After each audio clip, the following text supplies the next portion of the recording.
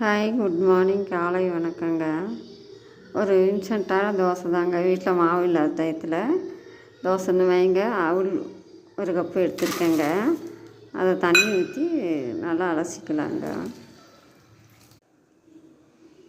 ரவை 3/4 கப்பு எடுத்துருக்கேங்க. போட்டு கொஞ்சமாக தண்ணி ஊற்றி ஊற வச்சுக்கலாங்க. ஒரு 10 நிமிஷம் ஊறட்டுங்க, அப்புறம் அரைச்சிக்கலாம். நல்லா ஊறிடுச்சுங்க. இந்த ஜாரில் போட்டு அரைச்சிக்கலாங்க. தயிர் 2 ஸ்பூன் ஊற்றிருக்கேன். உப்பு போட்டுக்கலாம்.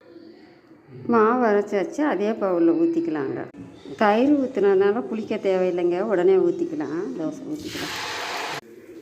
அரிசி உளுந்து இல்லாமல் பஞ்சு போல தோசை ரெடி ஆயிடுச்சுங்க. டேஸ்ட்டான தோசை.